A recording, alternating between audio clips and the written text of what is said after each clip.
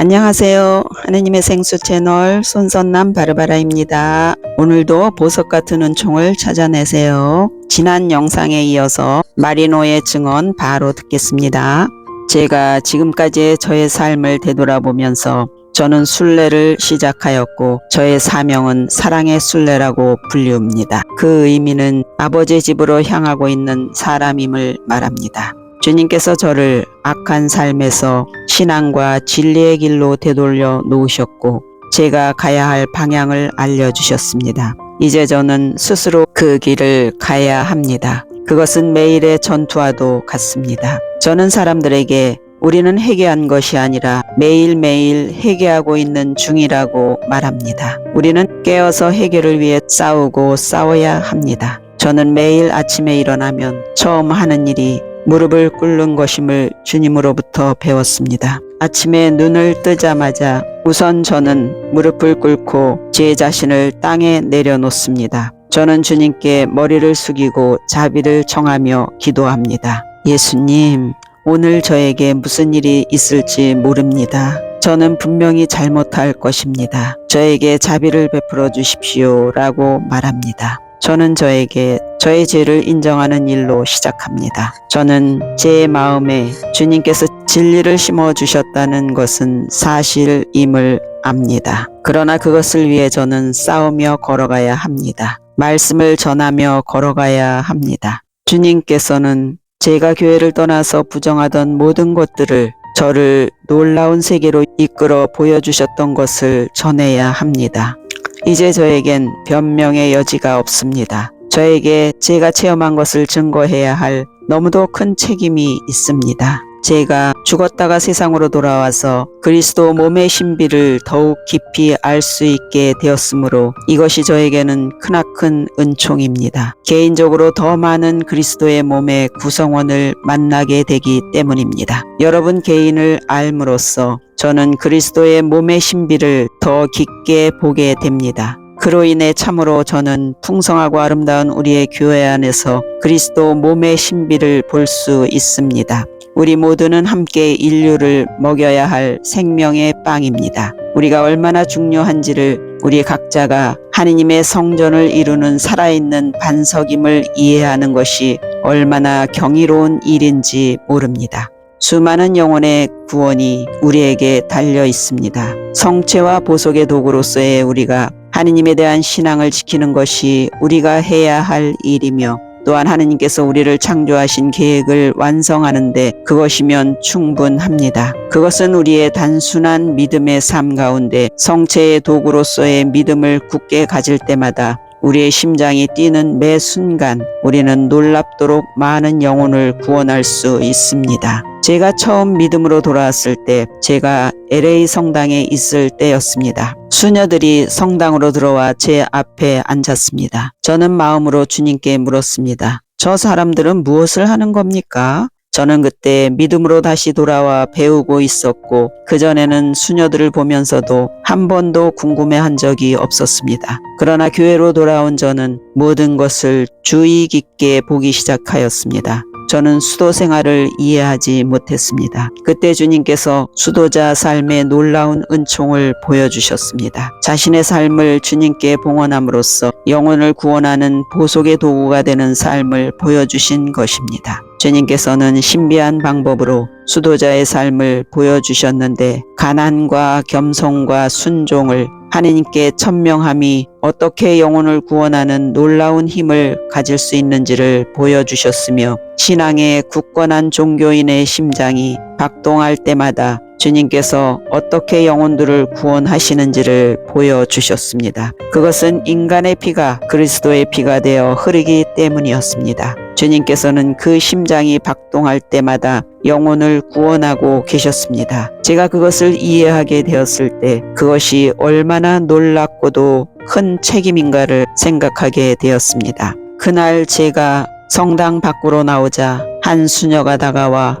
뵌 적이 없는 것 같은데 어디서 오셨어요? 하고 물었습니다. 그때 저는 주님께서 일하고 계심을 알 수 있었습니다. 저는 콜롬비아에서 왔다고 대답했습니다. 그러자 그 수녀는 계속 저에게 물어보며 귀찮게 하였습니다. 그러나 주님께서 겸손하게 대답하여라. 이 수녀를 사랑하여라 하고 말씀하시는 것을 알았습니다. 하지만 제 자신은 사실 그 수녀의 모든 것이 싫었습니다. 그녀의 생김새도 싫었고 모든 것이 싫었습니다. 그러나 주님께서 자꾸 저를 재촉하셨습니다. 그리고 그녀는 저에게 당신은 하느님에 대해 많은 것을 알고 있는 것 같은데 말씀 좀 해주세요 하고 말하였습니다. 그래서 저는 상관하지 마세요 하고 생각했습니다. 그리고 계속 이야기를 주고받게 되었고 결국 저는 그 수녀원에 가서 2시간 동안 저의 체험을 증언하게 되었습니다. 그 이후 어떻게 되었는지 상상이 가실 겁니다. 그들은 매일 저에게 전화하기 시작했습니다.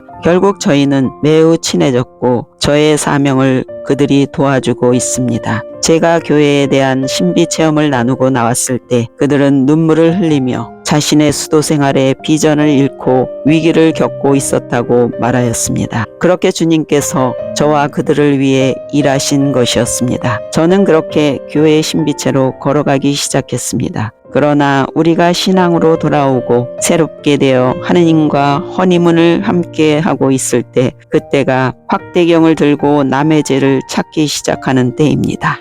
아무도 제대로 하고 있는 사람이 없는 것 같습니다. 모든 사제는 약하고 그들이 미사를 드릴 때마다 관찰하기 시작합니다. 저런 저 성체를 드는 손 좀 봐. 저것 좀 봐. 그리고는 모든 것을 판단합니다. 그러나 조금씩 주님께서 저를 길들이기 시작하셨습니다. 목소리를 낮추게 하시고 속도를 줄이게 하셨습니다. 그렇게 자신을 가라앉히는 것이 쉽지 않았습니다. 남을 판단하게 되므로 입을 여는 것이 두려웠습니다. 이것저것 잘못된 것들이 눈에 띄고 제가 마치 모든 것을 엉망으로 만들고 하느님을 모욕하는 죄인들 사이에 있는 것 같았습니다. 그리고는 제가 주님의 자비와 동정과 용서와 사랑, 판단하지 않고 조건 없는 나눔으로 안정이 되었을 때 비로소 이 순례의 사명의 진정한 맛을 느끼기 시작했으며 주는 사람, 시중 드는 사람으로서 진정한 주님의 종이 될 수 있었습니다. 그리고는 저희 어머니를 생각하기 시작했습니다. 저희 어머니는 24시간 동안 우리 많은 가족들의 시중을 들면서도 한 번도 불평하지 않았습니다. 아무도 저희 어머니가 아프거나 슬퍼했던 표정을 기억하지 못합니다. 오직 계속 주기만 하는 분이었습니다. 저는 제 자신에게 말합니다. 그것이 하느님이시라고. 하느님이 우리에게 원하시는 것도 받는 것이 아니고 주는 것이라고 말입니다. 이 세상은 받기만 하려는 세상입니다. 어떤 사람은 계속 자신의 삶에 대해 불평을 합니다. 나누려 하지 않고 계속 집중을 받으려고만 합니다. 상대방이 계속 자신을 불쌍히 여기기를 원하고 자신과 함께 울어주기를 바라기만 합니다. 물론 우리는 도움을 필요로 하는 사람과 함께하며 울어주어야 합니다. 그러나 그것을 말하는 것이 아닙니다. 저는 불평하는 사람을 말하는 것입니다. 사람들은 때로 자신이 치통을 앓고 있다면 모든 사람들에게 그 고통에 대해 완벽하게 이야기하여서 상대방이 결국 치통을 느끼도록 합니다.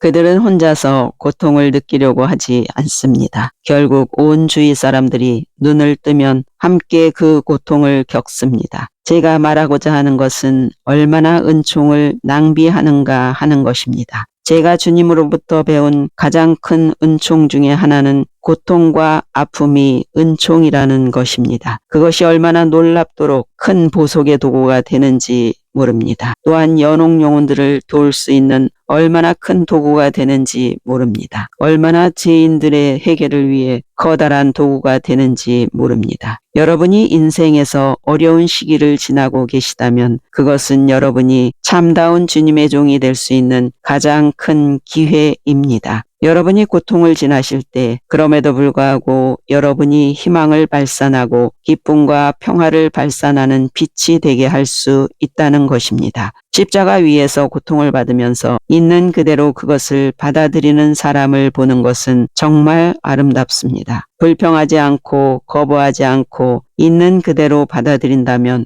많은 사람을 치유하게 될 것입니다. 그것은 쉽지 않습니다만 그것이 그리스도입니다. 그리스도께서는 우리에게 모든 것을 십자가에 내려놓기를 청하십니다. 삶이 우리를 십자가에 못 박히게 하십시오. 못으로 내려치게 하십시오. 머리에 가시관을 쓰십시오. 모든 어려움과 고통과 시련으로 십자가에서 피를 흘릴 때 여러분은 그리스도가 됩니다. 그 시련과 고통을 당연하다고 여기고 받아들이며 하느님께 봉헌할 때 그것이 여러분 주위와 가족에게 치유와 은총을 가져옵니다. 사람들이 자신의 가족과 친구나 친지가 회개해야 한다고 걱정하며 묻습니다. 그것에 대한 저의 답변을 사람들은 좋아하지 않습니다. 그들을 회개하도록 할 수 있는 방법은 오직 자신이 거룩해지는 것입니다. 성인이 되는 것입니다. 항상 거룩해지도록 노력하는 것입니다. 진정으로 그들을 사랑한다면 그것만이 방법입니다. 걱정한다고 되지 않으며 하느님에 대해 이야기하는 것도 도움이 안 됩니다. 오직 자신이 변화될 때만이 그것이 가능합니다. 진정으로 마음이 변화되고 하느님께 대한 참된 믿음을 가질 때, 그리고 자신의 삶에서 모든 일이 거룩해질 때만이 다른 사람들을 회개시킬 수 있습니다. 여러분 자신이 하느님의 빛을 발산할 때 어둠을 향해 가고 있는 그들이 그 빛을 보고 따라올 수 있습니다. 네, 오늘은 여기까지입니다. 여러분, 고통에 대해서 많은 묵상이 필요하겠지요? 예, 다음 동영상에서는 더 흥미로운 내용으로 찾아뵙겠습니다. 끝까지 들어주셔서 감사합니다.